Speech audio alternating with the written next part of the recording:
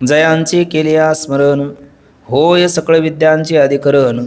तेची वंदू श्रीचरण श्री गुरूंचे, ते नमस्कारुणी आता. विचारसागर तरंग 6वा, परिच्छेद 53 क्रमांकाचा. ज्ञान आणि व्यवहार यात विरोध नाही. आग्रत देवाने केलेल्या 3 प्रश्नापैकी तिसरा प्रश्न होता मुक्तीले हेतू कोण, आणि त्या प्रश्नाचं उत्तर 45 क्रमांकाच्या परिच्छेदापासून आरंभ झालेला आहे. त्यामध्ये मुक्तीला हेतू ज्ञानच आहे, म्हणजे साक्षात मुक्तीला हेतू ज्ञान आहे. कर्म किंवा उपासना ही साक्षात मुक्तीला हेतू नाही. त्यामध्ये प्राचीन वृत्तिकाराचा समसमुच्चयवाद आला, त्याचंही खंडन करून क्रमसमुच्चयवादाचंच सिद्धांताने मंडन केलं. आणि मग ज्ञानोत्तर जीवनामध्ये ज्ञानवान पुरुषसुद्धा कर्म उपासनेमध्ये प्रवृत्ती जरी दिसत असेल तर ज्ञानी पुरुषाची सकल प्रवृत्ती प्रारब्धाने होते. मग त्यामध्ये जंत, संत आणि भगवंत या तिघाच्याही प्रारब्धाचा विचार आपण केला. ऐकांतिक प्रारब्धवादी, ऐकांतिक प्रयत्नवाद, तो ऐकांतिक प्रारब्धवादही खंडितच आहे आणि ऐकांतिक प्रयत्नवादही खंडित आहे. तर प्रारब्धसह प्रयत्नवाद म्हणजे भोगांशामध्ये प्रारब्ध बलवान आहे आणि वासनांकुरामध्ये मात्र प्रयत्न बलवान आहे. पण हेही बोलणं अज्ञानाच्या विषयी आहे. ज्ञानी महात्मा म्हणलं तर त्याच्या जीवनामध्ये जो काही ज्ञानोत्तर व्यवहार दिसतो तो सगळा प्रारब्धानेच होतो, असा विचार करून झाल्याच्या नंतर कर्माचा अधिकारी कोण आहे आणि कोण नाही याचा विचार करत असताना ज्ञानवानामध्ये 2 प्रकार आणि जिज्ञासूमध्ये 3 प्रकार. त्यातले दोन्ही प्रकारचे विद्वान हे कर्माचे अधिकारी नाही. 2 प्रकारचे जिज्ञासू हेही कर्म उपासनेचे अधिकारी नाही. आणि मग दोघे कर्माचे अधिकारी आहे, पण त्यात एक निष्काम कर्माचा अधिकारी आहे आणि एक सकाम कर्माचा अधिकारी आहे. तर कोण 2 बोधवान कर्माचे अधिकारी नाही, तर दृढबोधवान कर्माचा अधिकारी नाही आणि मंदबोधवानही कर्माचा अधिकारी नाही. त्यात दृढबोधवान कर्माचा अधिकारी का नाही याचं कारण आहे कृतम कृत्यम प्रापणेयम प्राप्तव्यम इतिमेव तुष्यति. जे करण्यास योग्य आहे ते त्यांनी केलेलं आहे, जे प्राप्त करण्यास योग्य आहे ते त्याला प्राप्त झालेलं आहे.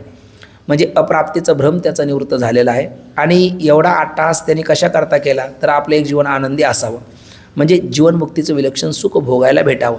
आणि ते जीवनमुक्तीचं विलक्षण सुख म्हणजेच ब्रह्मानंदाची प्रतीती ही केवळ आंतर्मुख वृत्तीमध्ये होत नाही, ब्रह्माकार वृत्तीमध्ये ब्रह्मानंदाची प्राप्ती होते. आणि ती ब्रह्माकार वृत्ती ही तत्चिंतनम तत्कथनम याद्वारा प्राप्त होते. म्हणून तोही कर्मोपासनेचा अधिकारी नाही. मंदबोधवान असेल तर तोही कर्मोपासनेचा अधिकारी नाही.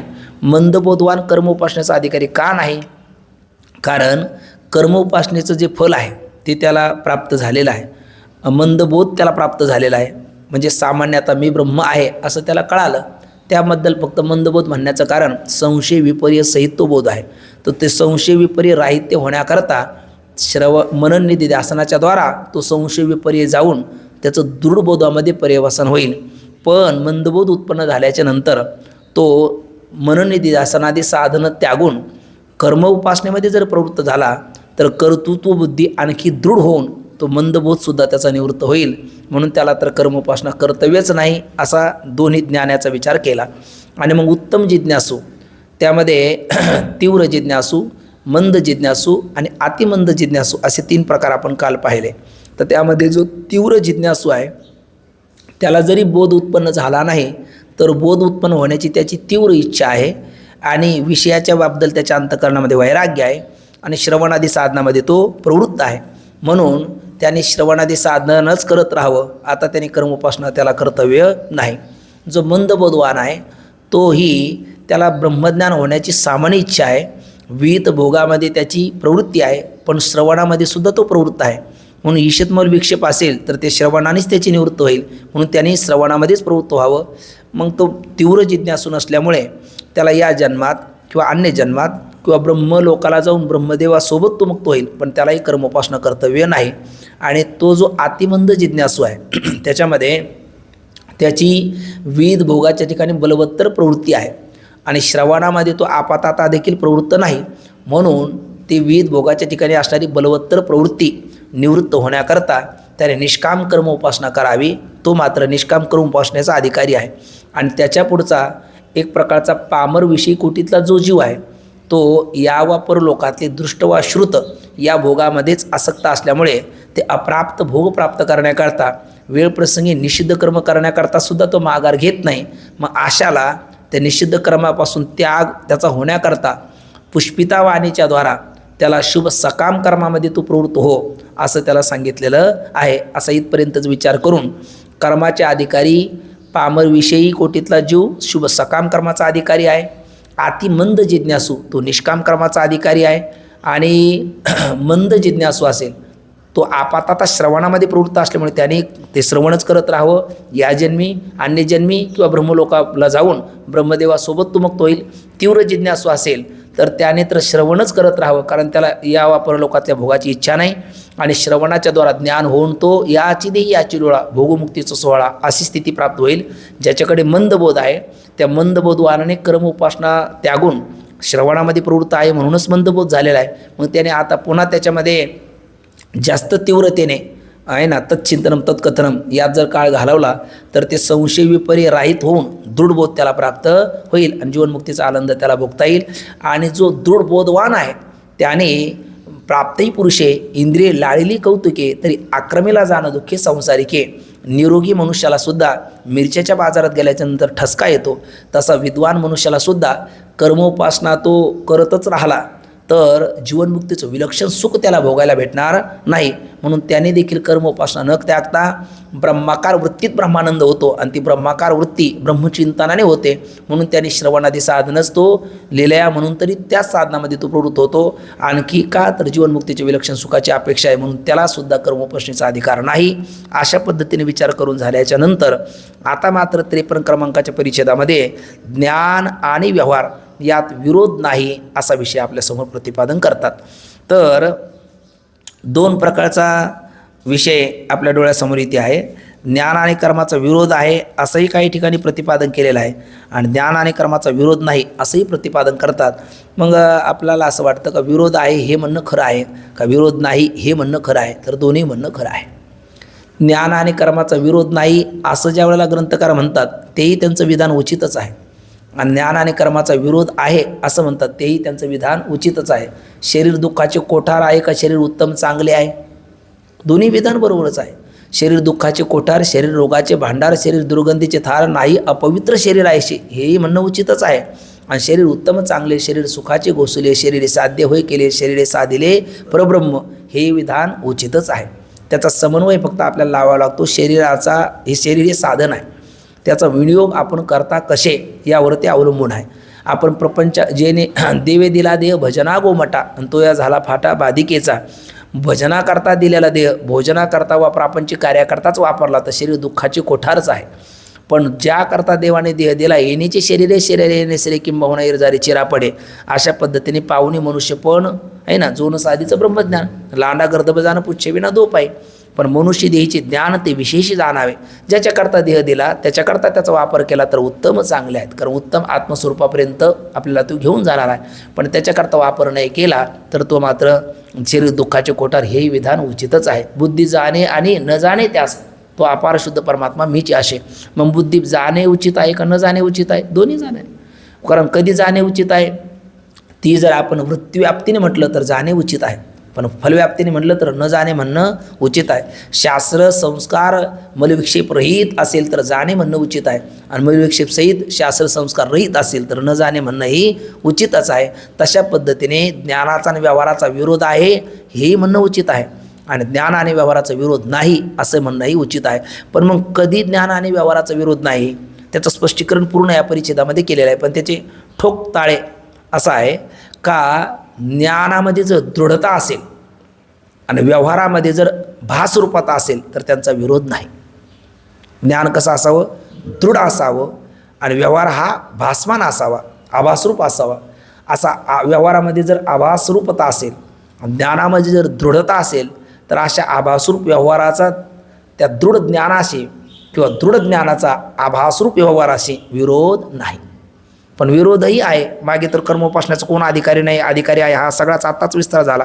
मग ज्ञान जर हे ज्ञानामध्ये जर दृढता नसेल, कंसात मंदबोध असेल आणि कर्मामध्ये जर आभासरूपता नसेल म्हणजे कर्तृत्व बुद्धी सत्यत्व भ्रांती असेल तर सत्यत्व भ्रांती कर्तृत्व बुद्धी याने युक्त असणाऱ्या कर्माचा काय मंद दृढतारहित मंद बोध असेल तर त्याच्याशी विरोध आहे, किंवा मंद बोध असेल ज्याच्यामध्ये दृढता नसेल, संशय विपर्यय राहित्य नसेल, अशा असणाऱ्या मंदबोधाचा सत्यत्व आणि कर्तृत्व बुद्धीने केलेल्या व्यवहाराशी मात्र विरोधही आहे. मग विरोध आहे का विरोध नाही? दोन्ही आहे, विरोध आहे पण आणि विरोध नाही पण. मग इथे विरोध नाही असंच चिंतन केलं तर या ठिकाणी ज्ञान घेताना ते दृढ घेतलेलं आहे, दृढबोध घेतलेला आहे, आणि व्यवहार म्हणताना तो आभासरूप घेतलेला आहे. अशा आभासरूप व्यवहाराचा दृढबोधाशी कुठल्याही प्रकारचा विरोध नाही. का नाही? आता नाही कळालं आपल्याला, आहे ना. हे विधान केलं, पण आपण रोजच म्हणत आलो, नाही प्रतिज्ञा मात्रेण वस्तुसिद्धी किंतु लक्षणाप्रमाणाभ्याम वस्तुसिद्धी. तर मग त्या दृढबोधाचा आभासरूप व्यवहाराशी विरोध का नाही, किंवा आभासरूप व्यवहाराचा दृढबोधाशी विरोध का नाही, असा आपल्या अंतःकरणामध्ये प्रश्न निर्माण होणं हे साहजिक आहे. तर त्याचं उत्तर असं आहे का ज्ञान झालं रे झालं, का ज्ञान हे व्यवहारात बदल करतं का व्यवहाराबद्दल मिथ्यात्व निश्चय करून देतं? उत्तर आहे ज्ञान हे व्यवहाराबद्दल मिथ्यात्व निश्चय करून देतं, व्यवहारात कुठल्याही प्रकारचा बदल ज्ञान करत नाही. पूर्वी ज्ञान होण्यापूर्वी जसा व्यवहार चालतो महात्म्याचा, ज्ञानोत्तरसुद्धा तसाच व्यवहार दिसतो, व्यवहारात कुठल्याही प्रकारचा बदल होत नाही. पण अगोदर कर्तृत्व बुद्धी, सत्यत्व बुद्धी, कर्ता कर्म कर्मफल याची भेदबुद्धी याद्वारा व्यवहार घडत होता. ज्ञानोत्तर कर्तृत्व बुद्धी नाही, सत्यत्व बुद्धी नाही, सुखत्व भ्रांती नाही, तो प्रारब्धाने तो व्यवहार घडतो, आभासरूप तो व्यवहार आहे. म्हणजे ज्ञानाचा व्यवहाराशी विरोध का नाही, तर यो यो व्यवहार हा सा अध्यासमूलका, जो जो व्यवहार होतो तो अध्यासमूलक आहे. आणि वेदांताचा सिद्धांत आहे यत्र यत् अध्यस्तत्वम तत्कृतेन गुणेन दोषेन अनुमात्रमापि न संबद्धते. म्हणजे ज्या ठिकाणी ज्या पदार्थाचा अध्यास झालेला आहे तो अध्यस्त पदार्थ अधिष्ठानाची कुठल्याही प्रकारची लाभ व हानी करत नाही, विघातक वा विधायक, अनुकूल वा प्रतिकूल असा कुठलाही परिणाम होत नाही. का? स्वभाव अधिकरणे भासमानत्व मिथ्यात्व. स्वअभाव ज्या अधिष्ठानाच्या अधिकरणाच्या ठिकाणी ज्या अध्यस्त पदार्थाचा त्रैकालिक अत्यंत अभाव आहे तो अध्यस्त पदार्थ अधिष्ठानाची कुठल्या प्रकारची लाभ हानी करेल? कारण लाभ हानी करण्याकरता तो अध्यस्त पदार्थ अभावरूप आहे आणि अधिष्ठान भावरूप आहे. आणि समसत्ताक पदार्थ परस्पराला साधक बाधक होतात, विषम सत्ताक पदार्थ परस्पराला साधक बाधक होत नाही. म्हणजे व्यावहारिक सत्तेतल्या पदार्थाशी सुद्धा प्रातिभासिक सत्तेतला पदार्थ कुठली लाभहानी करत नाही. तर पारमार्थिक सत्तेतल्या अधिष्ठान ब्रह्मासी आत्म्यासी प्रातिभासिक सत्तेतले असणारे, हे प्रतितिमात्र असणारे, दिसणारे आणि तत्वता नसणारे ते पदार्थ आत्मस्वरूपाची कोणती लाभहानी करेल? अर्थात कोणतीच लाभहानी करणार नाही. म्हणजेच ज्ञानाचा व्यवहाराशी विरोध का नाही? एकदा ज्ञान झाल्याच्या नंतर ज्ञान व्यवहारात बदल करत नाही, झालेल्या व्यवहाराबद्दल मिथ्यात्व निश्चय करून देतं. दुसरं असं एक ज्ञान उत्पन्न झाल्याच्या नंतर ते संसाराचा नाश करत नाही. कशाचा नाश करतं? व्यवहाराबद्दल असणारी जी सत्यत्व भ्रांती आहे, तादात्म्य आहे, त्याचा नाश करतं, व्यवहाराचा ते नाश करत नाही. म्हणून ज्ञानाचा व्यवहाराशी विरोध नाही. म्हणजे जाऊ द्या, ज्ञानाचा व्यवहाराशी विरोध नसेल पण व्यवहाराचा तरी ज्ञानाशी विरोध असेल ना. ऐका माऊली, आहे ना. ज्ञानाचा व्यवहाराशी विरोध नसेल तरी व्यवहाराचा तरी ज्ञानाशी विरोध असेल. तर म्हटले व्यवहाराचा सुद्धा ज्ञानाशी विरोध नाही. म्हटले व्यवहाराचा ज्ञानाशी विरोध का नाही? म्हटले होणारा व्यवहार हा जर आत्मस्वरूपाच्या ठिकाणी झाला असता तर ज्ञानाचा व्यवहाराशी काय असता? विरोध असता. पण आतनोती व्यापनोती ती आत्मा, अर्थात देशकाळ वस्तू भेद मावळाला आत्मा निर्वाळाला विश्वाकार. हा आत्मा व्यापक आहे, व्यापकात कुठलीही क्रिया घडत नाही. किंवा आत्मा पारमार्थिक सत्तेतला तो इंद्रिया मनाला विषय होणारा नाही. इंद्रियानी पराण्यावर इंद्रिय परमन मनसस्तु पराबुद्धी यो बुद्धे परतस्तुता येतो वाचे निवर्तनते अप्राप्य मनसा स मनाच्या नखीनं लगे बुद्धीची दृष्टी किरण रेगे आणि ती इंद्रिया किर जोगे काय होईल? आहे ना. जाणीव जेतने रे विचार मागोता पावली नेगे तर्क आईने नेगे अंगे जायाच्या पार्थात या नाव ज्ञान. असा ज्ञानरूप असणारा आत्मा त्या आत्मस्वरूपाच्या ठिकाणी जर व्यवहार घडला असता तर व्यवहाराचा ज्ञानाशी विरोध झाला असता. म्हणजे मग आत्मस्वरूपाच्या ठिकाणी व्यवहार घडत नाही, मग व्यवहार घडतो कुठे?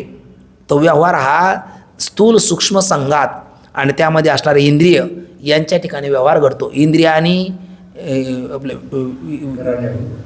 ते तर आहे, म्हणजे इंद्रिय विषयाच्या ठिकाणी व्यवहार करतात, त्याचा माझा काही एक संबंध नाही, अशा अर्थाचा गीतेमध्ये श्लोक आहे.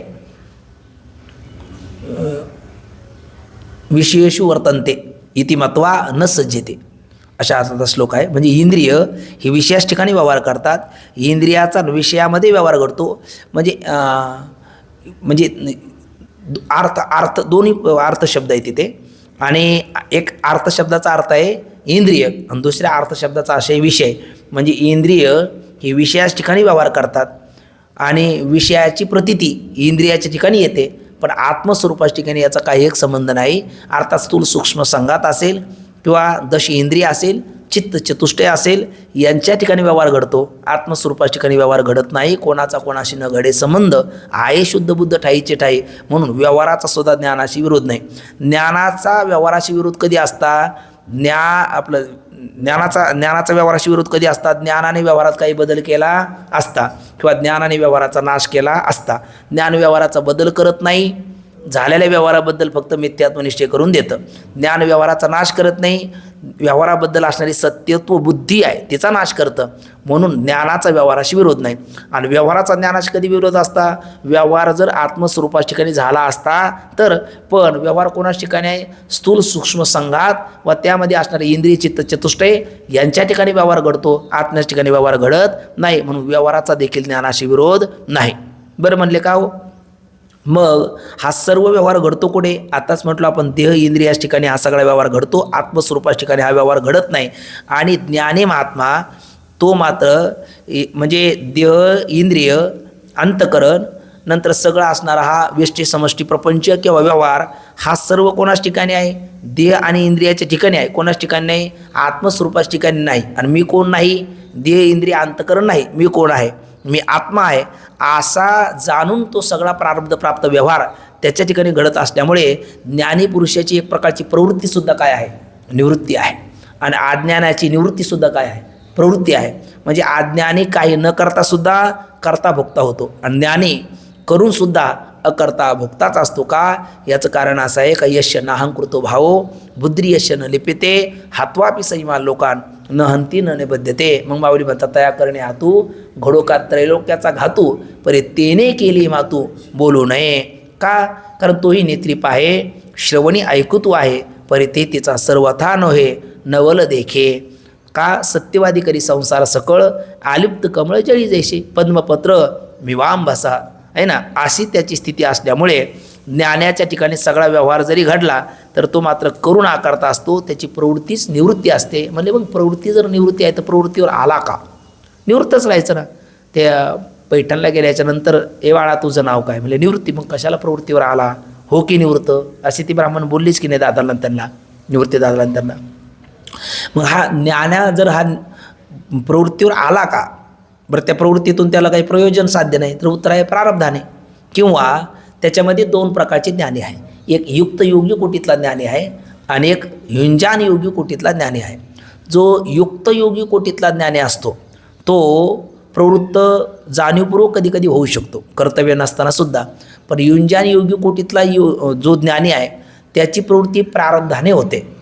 आणि युक्त कोटीतला जो ज्ञानी आहे तो कल्पकोटीचं प्रारब्ध स्वीकारून जगत कल्याणाकरता या धरातलावरती अवतीर्ण झालेला असतो. तो कार्य घेऊनच येतो, कार्य करायचं तोपर्यंत करतो, आणि कार्य झालं की उभ्या पावलेने आपल्या सोयीच्छेने निवृत्त देखील होतो.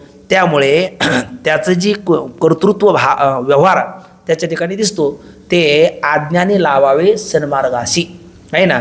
किंवा देखे प्राप्त अर्थ झाले निष्कामता पावले तयाही कर्तव्याशी उरले लोकाची लागी. मग तो सगळा व्यवहार कशा करता करतो तर मार्गादा यद्यपि सिद्धम लोकविरुद्धम नाचरणीयम नाचरणीयम. एखादी गोष्ट सिद्ध आहे पण लोकव्यवहाराच्या विरुद्ध आहे तर न बुद्धी भेदम जनिये दज्ञानाम कर्मसंगीनाम जोशेत सर्व कर्माने विद्वान युक्त समाचरण.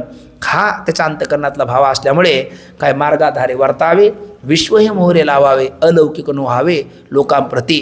म्हणून तो व्यवहार करतो, करणीय म्हणून तो व्यवहार करत नाही. सामान्याला मार्ग पण काय तुकोबऱ्याचा अभंगच आहे ना, प्रसिद्ध अर्भकाची साठी पण ते हाती धरली पाटी आणि तैसे संत जगी क्रिया करुणी दावी ती अंगी बाळकाची चाली माता जाणूनी पाऊल घाली.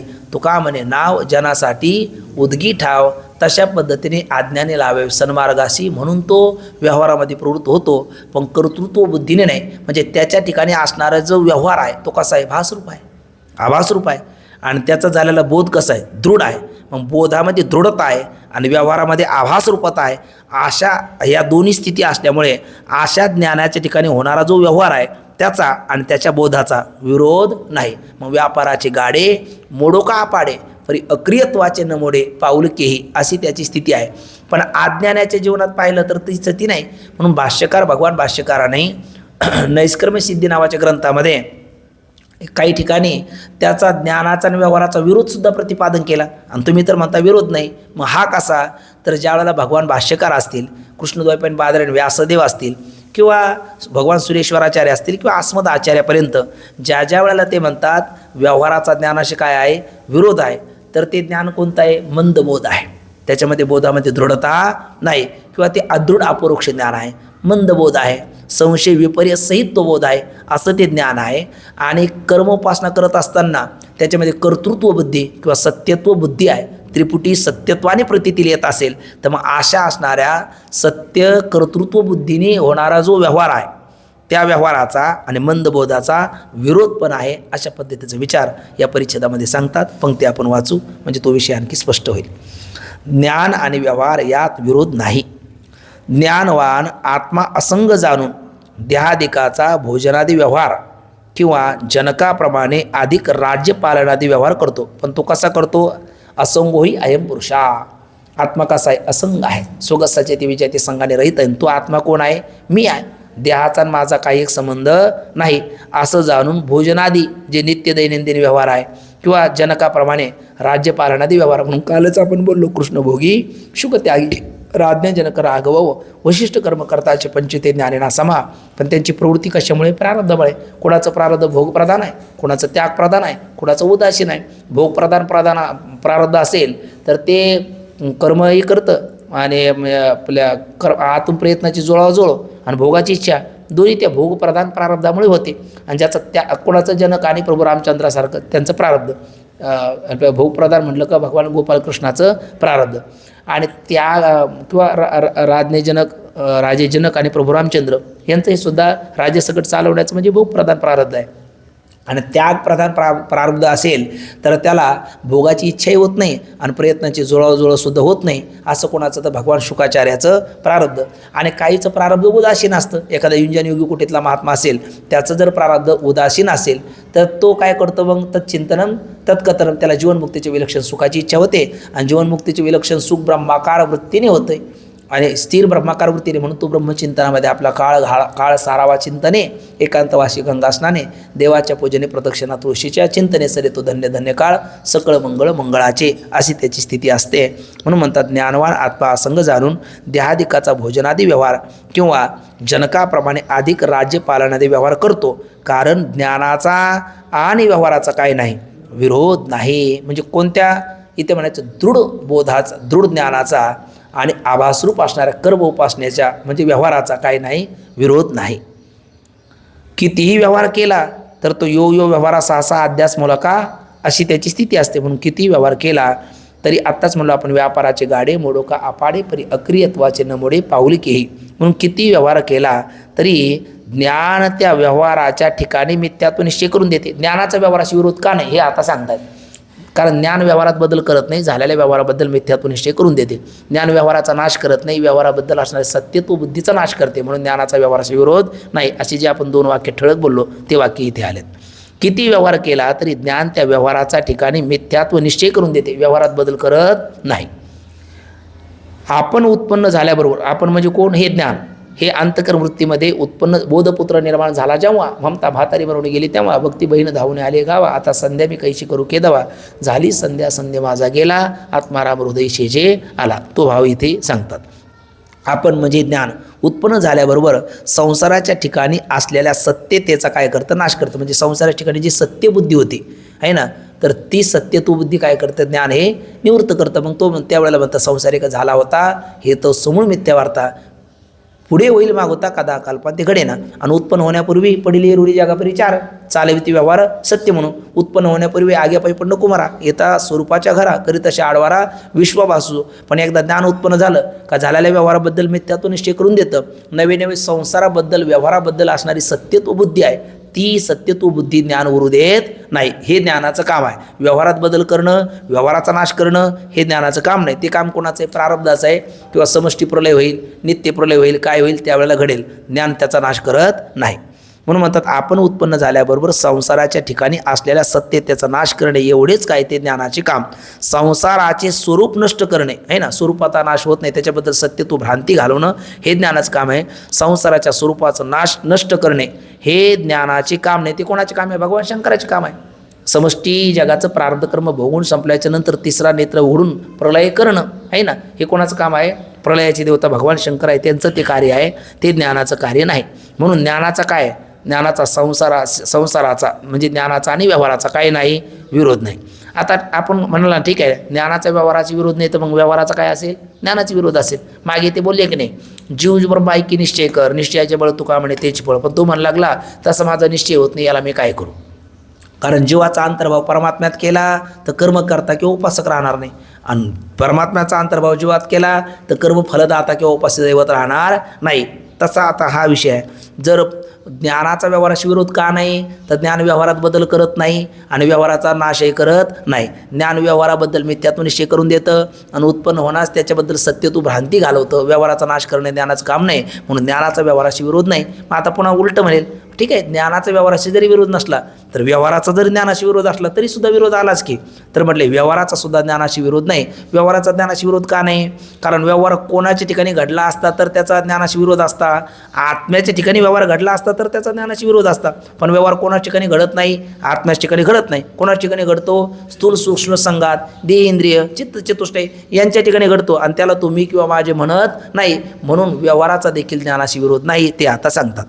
तसाच व्यवहारही ज्ञानाचा विरोधी नाही. कारण ज्ञानाने आत्मस्वरूपाविषयी असंगत्वाचा निश्चय केलेला आहे. आता ज्ञान झाल्याच्या नंतर असंगोही अयम पुरुषा, मी कसा आहे? असंग आहे, कुठलाही संग मला नाही, अशा पद्धतीचा निश्चय ज्ञानाने केलेला आहे. आणि आत्मस्वरूपाच्या ठिकाणी मग मी असंग आहे, आत्मा मी कोण? आत्मा. आणि आत्मा काय? असंग आहे. स्वगत सचिती विजयाती संघाने आत्मा रहित आहे, असा निश्चय ज्ञानाने करून दिला.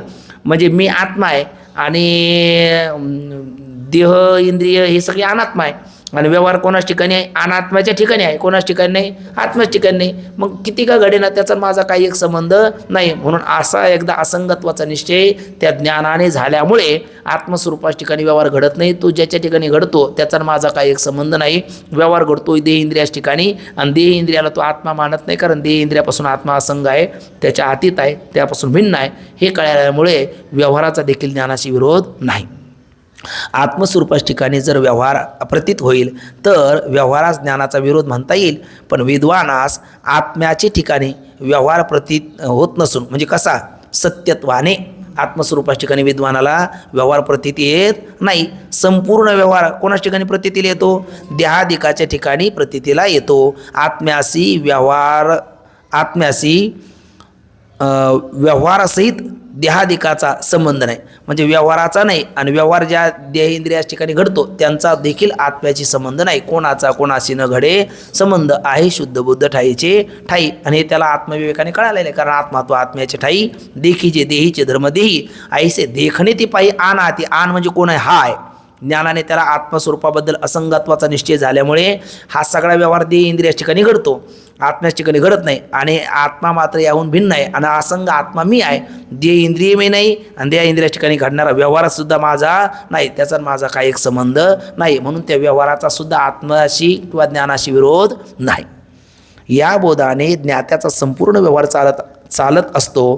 ती ज्ञात्याची प्रवृत्तीच काय आहे? हो, निवृत्ती आहे. प्रवृत्तीच निवृत्ती काय? कारण जाणून आहे ना, तोही नेत्री पाहि सर्वने ऐकतो आहे, तेथीचा सर्वतन नवल देख असल्या म्हणजे यश ना अंकृत भाव ही त्याची स्थिती आहे. कर्तृत्व भ्रांती त्याला नाही, कर्तृत्व सत्यत्व बुद्धी नाही, म्हणून तो करून देखील अकर्ता आहे. आणि अज्ञानाला कर्तृत्व बुद्धी सत्यत्व भ्रांती असल्यामुळे न करता देखील तो काय होतो? करता होतो. कारण कर्तृत्वाचा मधु, कर्मफलाचा आस्वाद या दुहीचे नावी बंधू कर्माचा की. आणि अज्ञानाकडे कर्तृत्वमध्ये असतो, फलाभिलाषही असतो, म्हणून बऱ्याच वेळेला न करता सुद्धा करता होतो. पुढीलाचे ओझे आपल्या माता घ्यायचे तरी कान दाटीचे धनुधरा, प्रकृती करी कर्मे ती म्या केली म्हणे भ्रमे, ते करता येणे नामे बोलीजे जीव. म्हणून अज्ञानी न करता देखील करता होतो.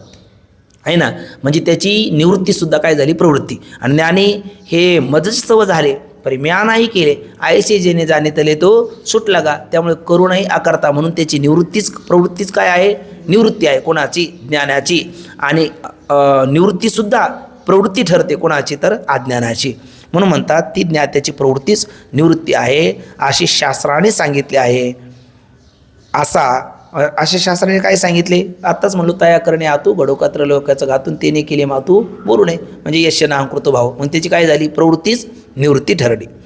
असा ज्ञाता मग म्हणले का हो, पण मग तो प्रवृत्त का होतो, तर आत म्हणलो युक्त योगी कोटीतला महात्मा हा जगत कल्याणाकरताच या धरातलावरती अवतीर्ण झाल्या असल्यामुळे इतराला मार्गदर्शन होण्याकरता म्हणून त्याला काही कर्तव्य जरी नसलं तरी तो काय करतो, ते सगळं करून दाखवतो. कारण असं आहे की उपदेशापेक्षा कृतीचा परमार्थ त्याचा प्रभाव लवकर जनमानसावर होतो. म्हणून तो उपदेशही करतो आणि जे केलेलं आहे ते जगाला त्याचं आचरण करून सुद्धा दाखवतो. म्हणून त्याची प्रवृत्तीसुद्धा काय, निवृत्ती आहे. आणि ती प्रवृत्ती कशा करताय, लोकसंग्रह हमी वापे. आणि आताच म्हणलो आपण, तयाही कर्तव्य असे उरले लोकाची लागी. म्हणून असा ज्ञाता बहिर्मुख पुरुषांना उपासनेमध्ये प्रवृत्त करण्याकरिता, कारण ते उपासनेमध्ये प्रवृत्त जर झाले नाही तर त्यांचं पतन होईल, आहे ना. कारण तैसे मोक्ष देईल ज्ञान आहे ते किरण आहे आन परी थारे आयशे म्हणून शुद्ध व्हावे. आणि ते शुद्ध आणि स्थिर कशाने होतं, निष्काम कर्म उपासनेने. निष्काम कर्म उपासना न करता, चित्त शुद्ध आणि स्थिर न करता जर ते वेदांतामध्ये प्रवृत्त झाले तर तो दैवी वेदांत न होताना आसुरी वेदांत होईल. आणि त्यांच्या तो उत्थानाला कारण न होताना पतनाला कारण होईल. म्हणून अशा अनाधिकारी लोकाला पहिले अधिकारी करण्याकरता म्हणून तो कर्म उपासना स्वतः आचरण करून दाखवतो, कर्तव्य बुद्धी नसताना सुद्धा. म्हणून म्हणतात असा ज्ञाता बहिर्मुख पुरुषांना उपासनेमध्ये प्रवृत्त करण्याकरिता उपासना करील तर आत्मा असंग आहे हा त्याचा निश्चय असल्यामुळे ती उपासना, म्हणजे कोणती उपासना, थोडक्यात आभासरूप असणारी कर्म उपासना काही नाही, विरोधी नाही. कशाच्या, त्याच्या ज्ञानाच्या, त्याच्या दृढबोधाच्या विरोधी नाही. कारण असं आहे की मी करता आहे अशा सत्यबुद्धीने कर्म उपासना जर करील तर ती ज्ञानाची काय असते, विरोध असते. आणि ती कोणत्या ज्ञानाची विरोधी आहे, तिकडे मंदबोध आहे आणि इकडे सत्यत्व बुद्धी आहे, मग त्याचा विरोध होणारच होणार. पण तिकडे दृढबोध आहे आणि इकडे आभासरूप कर्मोपासना आहे, कशा करता, इतराला मार्गदर्शन करण्याकरता. तशा आभासरूप कर्मोपासनेचा दृढबोधाशी विरोध नाही. म्हणून म्हणतात आत्मस्वरूपाविषयी दृढ असंगत्व निश्चय कर्मोपासनेने निवृत्त होणार नाही. कारण आत्मस्वरूपाविषयी दृढ असंगत्व निश्चय, आणि तो दृढ असंगत्व निश्चय ज्याच्यामध्ये संशय विपर्यराहित्य असल्यामुळे आभासरूप कर्म उपासनेने तो दृढ निश्चय त्याचा निवृत्त होणार नाही. जसं स्वप्नातल्या एखादा घाव घातला तर जागृतीतल्या स्थूल देहावर त्याचा घाव होत नाही, तशा पद्धतीने आभासरूप कर्मोपासनेच्या द्वारा त्याचा असंगत्व जो दृढबोध आहे तो निवृत्त होत नाही. म्हणून ती आभासरूप कर्मोपासना त्याच्या दृढबोधाशी विरोध नाही. म्हणून आभासरूप कर्मोपासना दृढबोधाची विरोधी नाहीत. उदाहरण द्या तर आज जसे असे की जनकाचे कर्म कसे आहेत, आभासरूप आहे. प्रभू रामचंद्राचं कर्म आभासरूप आहे. गोपालकृष्णाचं कर्म आभासरूप आहे. नारदाचं कळी लावण्याचं कर्म आभासरूप आहे. त्यामुळे ते आभासरूप असणार कर्म त्यांच्या दृढबोधाशी कुठल्याही प्रकारचा विरोध करत नाही. मग आत्मा असंग आणि व्यवहार हे देहादिकाचे काय आहे, धर्म आहे असे जाणून विद्वान काय करतो, कर्म करतो, क्रिया करतो, प्रारब्धाने करतो किंवा लोकांना मार्गदर्शन होण्याकरता करतो. त्यास आभासरूप कर्म असं म्हणतात. म्हणजे आत्मा असंग जाणायचा आणि देहात सगळे हे कर्म कर्तृत्व व्यवहार कोणाचा आहे, देहाच्या ठिकाणी आहे असं जाणून जो व्यवहार करतो तर त्याला आभासरूप कर्म असं म्हणतात. आणि त्याचा म्हणजे त्या आभासरूप कर्माचा ज्ञानाशी म्हणजे दृढ ज्ञानाशी विरोध नाही. हो म्हणजे पण भगवान भाष्यकाराने सांगितलं कर्माचा ज्ञानाशी काय आहे, विरोध आहे. म्हणजे बरोबर आहे. मग सत्य तो भ्रांतीने केलेला कर्माचा मंदबोधाशी काय आहे, विरोध आहे. ते सांगताना म्हणतात भाष्यकाराने कर्मोपासनाचा जो ज्ञानाशी विरोध सांगितला आहे ना, तो आत्म्याच्या ठिकाणी कर्तृत्व बुद्धीने होणाऱ्या कर्मोपासनेचा आहे. आत्म्याच्या ठिकाणी कर्तृत्व बुद्धीने होणारी जी कर्मोपासना आहे ना, त्या आत्म्याच्या ठिकाणी कर्तृत्व बुद्धीने होणाऱ्या कर्मोपासनेचा कर्तृत्व, सत्यत्व, भेदभावना याने होणाऱ्या कर्मोपासनाचा ज्ञानाशी काय विरोध आहे. आणि ते कोणतं ज्ञान, इकडे ज्ञान मंदबोध आहे आणि इकडे सत्यत्व भ्रांती आहे, त्याचा विरोध आहे. पण तिकडे दृढबोध असेल आणि इकडे आभासरूप कर्मोपासना असेल तर त्याचा मात्र विरोध नाही. म्हणून म्हणतात तो आत्म्याच्या ठिकाणी कर्तृत्व बुद्धीने होणाऱ्या कर्मोपासनेचा आहे, आभासरूप कर्मोपासनेचा नाही. आणि मग मंदबोधवानास तर कर्मोपासनासुद्धा विरोधी आहेत. मग ते मंदबोधवानाला कर्मोपासना कशी विरोधी आहे, एका दृष्टांताच्या द्वारा पटवून देतात. आणि मग मुमुक्षुनी कोणत्या अर्थाचं चिंतन करावं असं उपदेश करून या 6व्या तरंगातल्या आग्रत देवाच्या 3 प्रश्नातला जो तिसरा प्रश्न आहे त्याचा समारोप करता आता हे 3 परिच्छेदाचं चिंतन बाकी आहे. तो विचार आपण उद्याच्या चिंतनामध्ये करूया. पुंडलिक वरदार विठ्ठल श्री ज्ञानदेव तुकाराम पंढरीनाथ भगवान की जय. माऊली ज्ञानेश्वर महाराज की जय. जगद्गुरु तुकाराम महाराज की जय. सद्गुरु जोग महाराज की जय. ज्ञानदेव तुकाराम ज्ञानदेव तुकाराम ज्ञानदेव तुकाराम ज्ञानदेव तुकाराम ज्ञानदेव तुकाराम ज्ञानदेव तुकाराम तुकाराम तुकाराम तुकाराम तुकाराम. पुंडलिक वरदार विठ्ठल श्री ज्ञानदेव तुकाराम पंढरीनाथ भगवान की जय. माऊली ज्ञानेश्वर महाराज की जय. जगद्गुरु तुकाराम महाराज की जय. सद्गुरु जोग महाराज की जय.